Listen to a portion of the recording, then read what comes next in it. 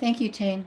I want to give credit where credit is due. The quote about what you, something about what you, how you describe me as you describing you, that's James Baldwin. And he's talking about white people talking about black people. He's saying, when you're describing, at that time the word was Negro, when you're describing a Negro, you're really describing yourself. So you're projecting. So that's James Baldwin. And then the other, Step Out of Your Room, that's Rainer Maria Rilke. So in some poem somewhere. So thank you for your talk, and thank you for your hard practice at Kilche. Are there any questions?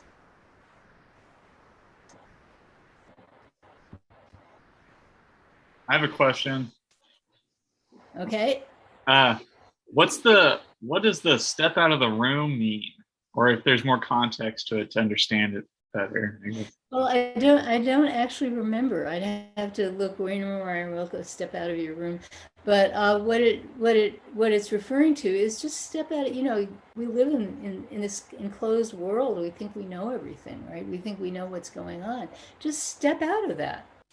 Just this don't know. That's not what Rainer Maria Rilke was thinking. He wasn't saying, "Oh, don't know," but it's if I vaguely remember the poem, it's the idea is that we live these lives that are. It's like we have blinders on. Like horses, they put blinders on so that they won't be distracted because their eyes are on the side, right? So that they have to just see what's in front of them.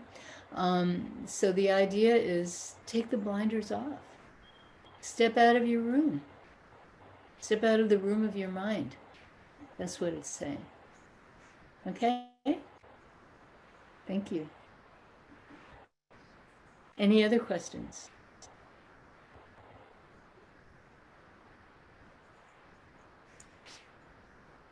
I have a question. Okay. Yeah, the great question, what am I and don't know? So, maybe one day we'll realize that experientially this I is a man-made I that doesn't exist. So I was wondering what is the difference between what am I, don't know, and that don't know, and if we see an apple and the apple doesn't exist, we associate the 5-letter word with that object. So we say that's apple. So apple is not there. So is there any difference between these two objects and both of them do not really exist? Well, first of all, you do exist, right? I mean, if somebody came and, hit you, it would hurt, right? So yeah, you exist. This is whoever it was in the big arguments in what was it 18th century Europe. Somebody says, just hit your toe on a rock, you'll find out that you exist, right? So what is it? Was it Bishop Berkeley who said that, or was it someone arguing with him? I can never remember. But anyway, so yeah. But the point is, what is this I? What is this you? So that is not what we think it is.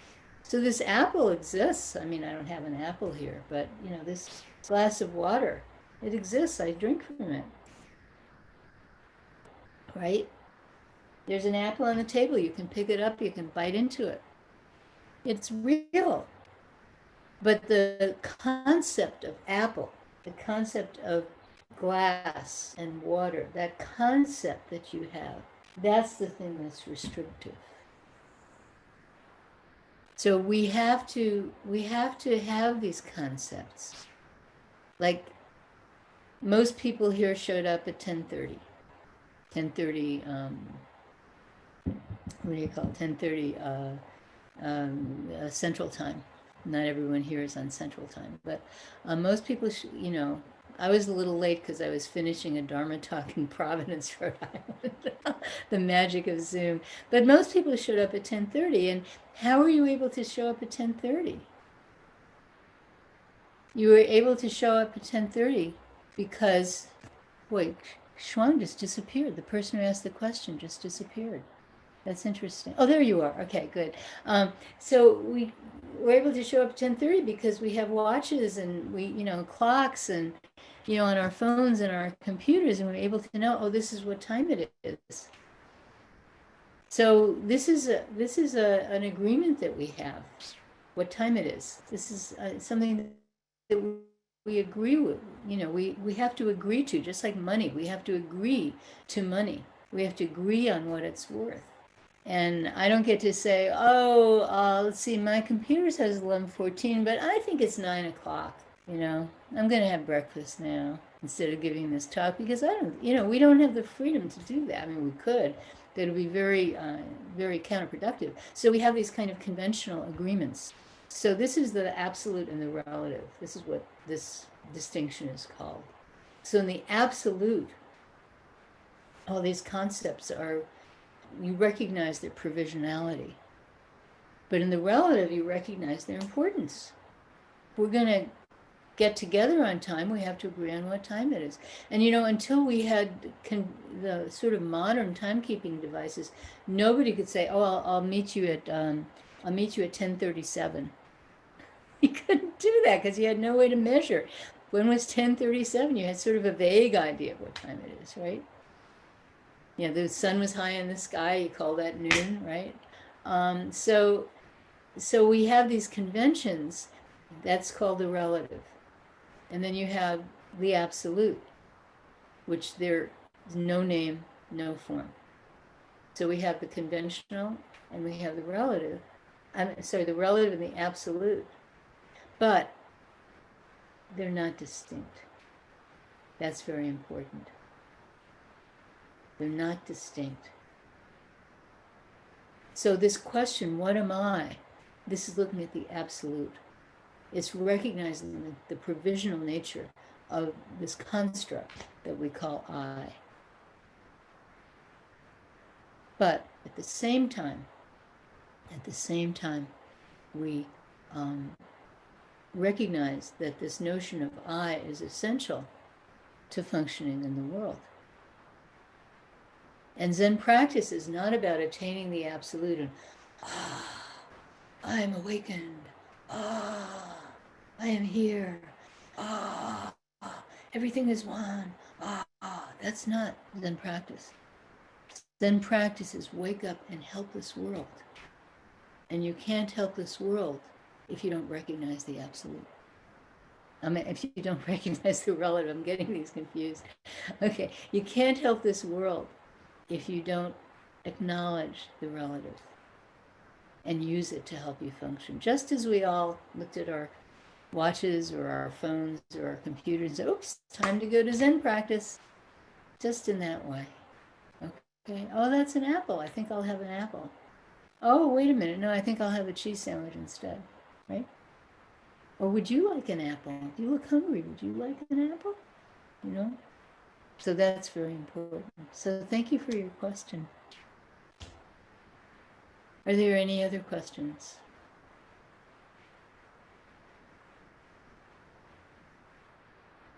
Yeah, unmute yourself, Doug.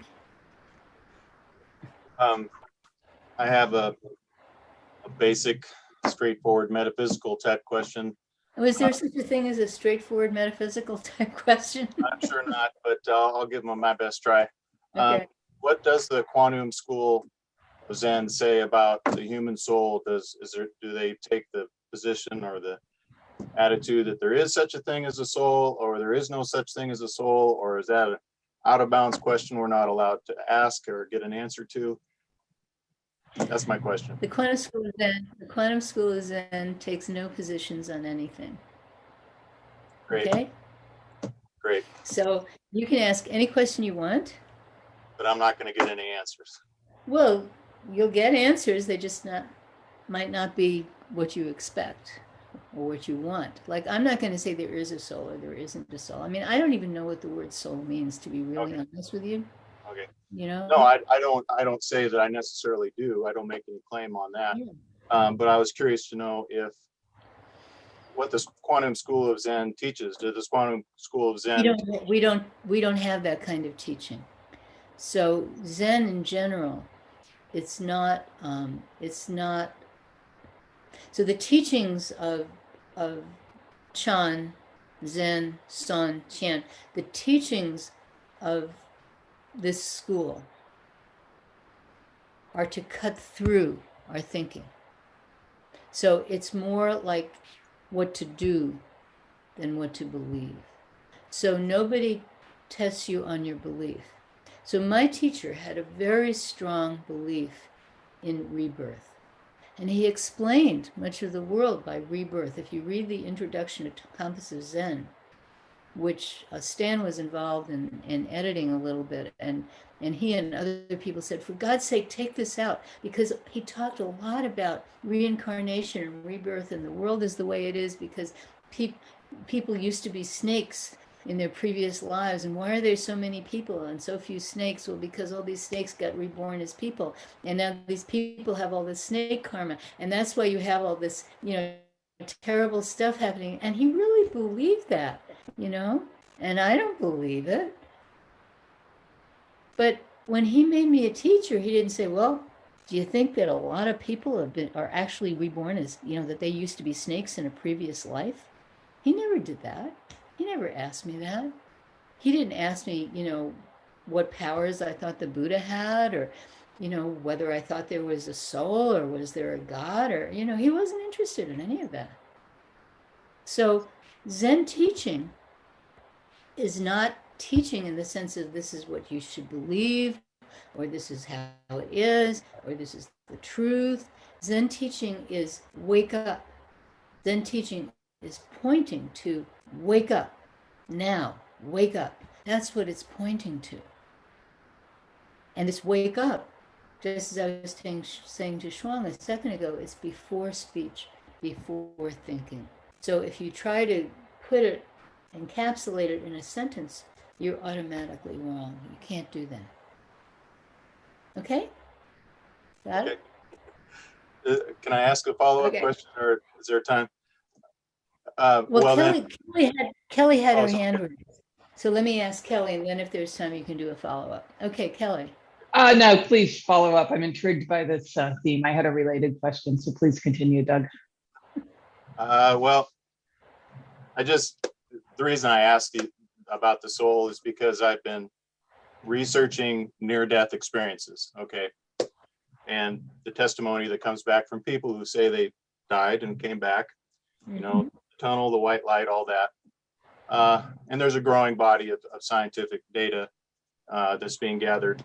And so here I want to ask questions like, well, okay, is what Siddhartha Gautama described, the first Buddha, where he says the goal should be to reach the last step of the Eightfold Path, which is enlightenment, or coming to know yourself, your true self, by snuffing out your concept of the self.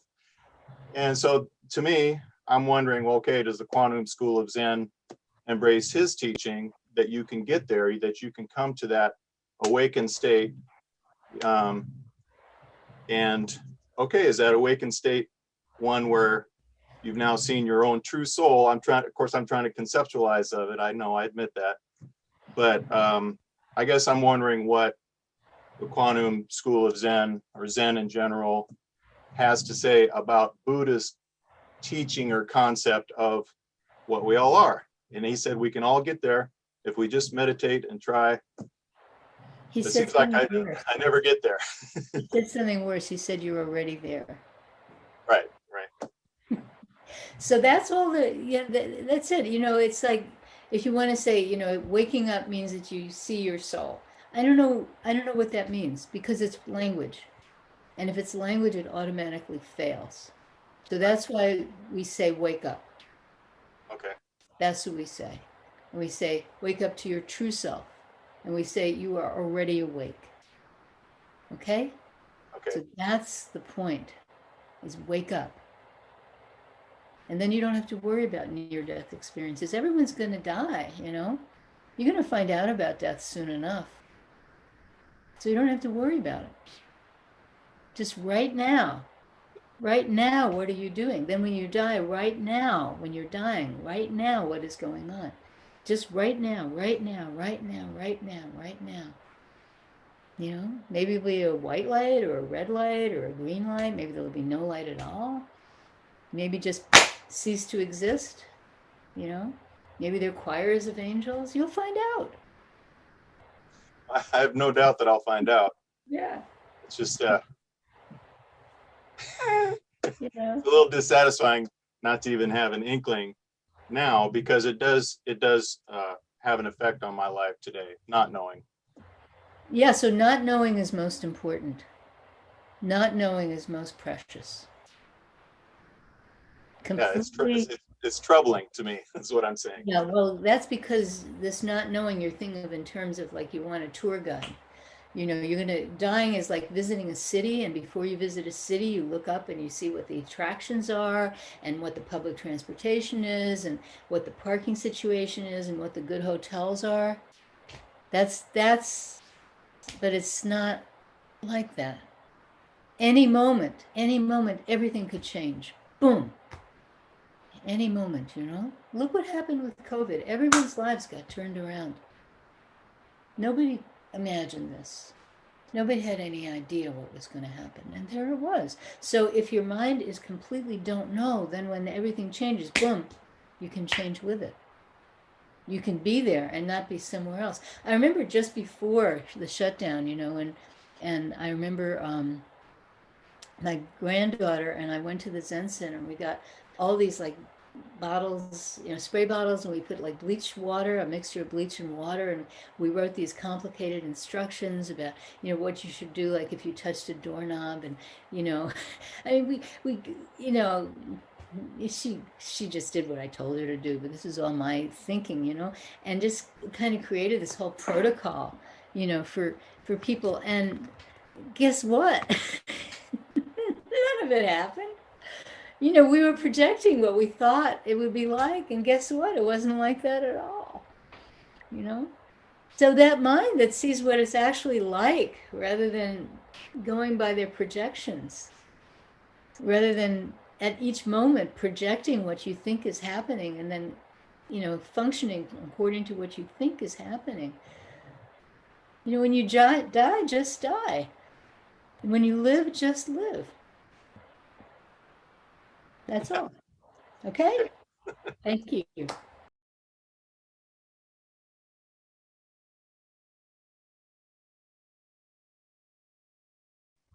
Well, let me just say that instead of thinking this teacher is full of crap, you can think, well, this teacher and I are somehow not compatible. So teacher-student is a relationship. And the question is, what kind of relationship are you going to have? So, you know, I'm married to Stan. I'm not married to Doug or Charlie or Jacob or Jonathan or Mike. I'm not married to Amara or Mindy or Allie or Vera or you know, I'm married to Stan. We have some kind of compatibility. And it's actually pretty good compatibility. So that's our relationship. And there are people that I'm friends with that I feel are compatible. And there are people that I'm not friends with. Maybe I want to be their friend, but they maybe don't want to be. It's not bad. You know, it's just they have compatibility with me. Friend, and I don't want to be their friend because I just don't feel a compatibility. And maybe there are lots of people with whom there's mutual that we just don't particularly want to be each other's friends. And that's not saying that they're bad people. It's just saying, well, you know, we don't feel compatible. We don't want to hang out together particularly. That's all. So, you know, the relation of a teacher and a student is as intimate as you want to make it. As you want to make it and as the teacher wants to make it. So you can just say to yourself, well, I don't feel a compatibility with this teacher. You don't have to say they're, you know, crap, horrible teacher. You can just say to yourself, well, you know, I just don't feel a compatibility. But you can practice with them anyway. You know, it's one of the wonderful things about this school is we don't put our teachers on a high platform.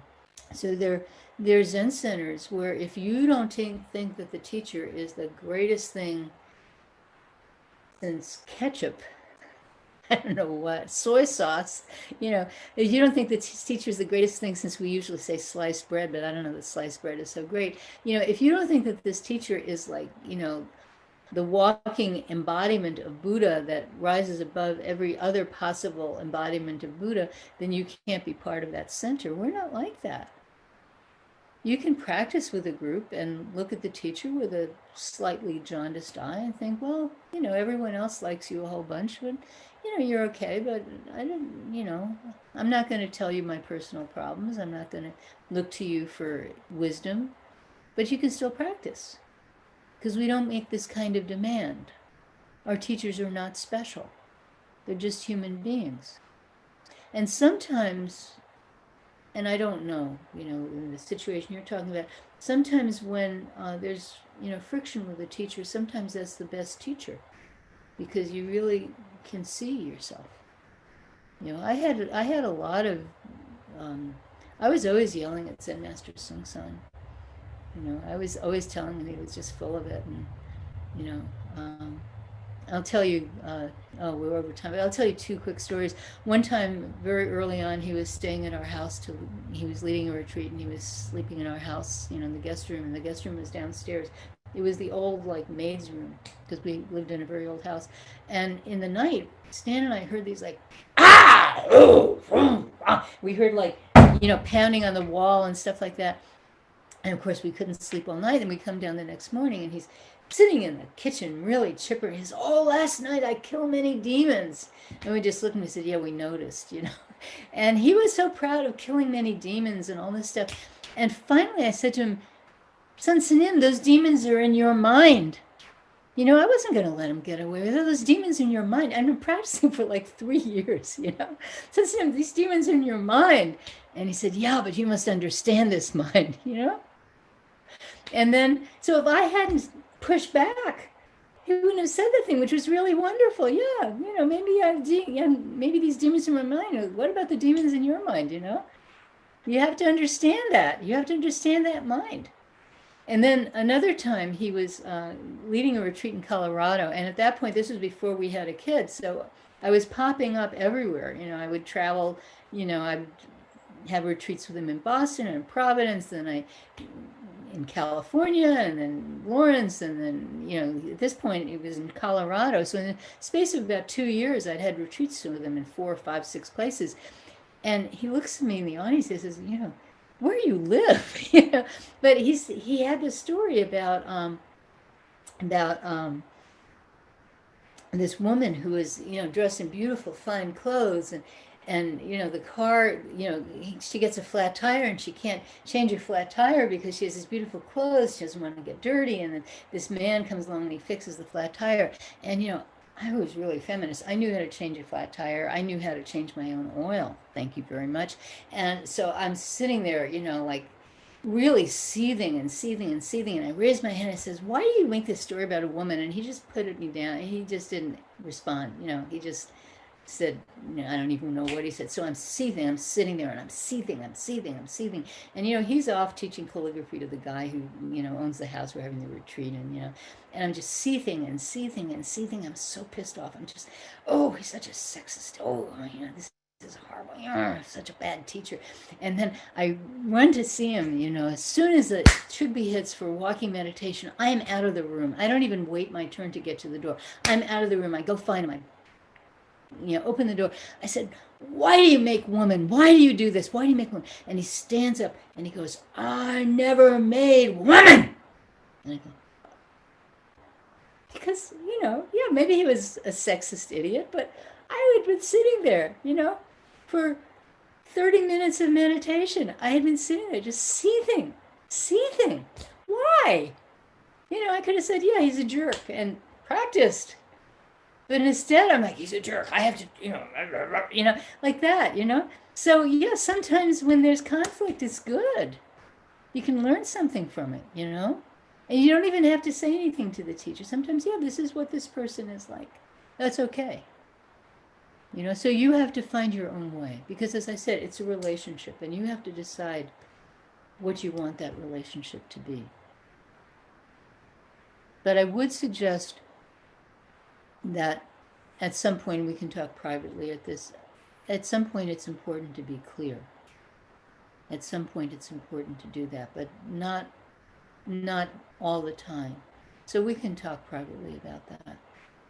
But yeah, we're all idiots, every single one of us, because we're human beings, and all human beings are idiots. So thank you for your question. Thank you. And now we're way over time. So announcements. So the Compass of Zen class, the first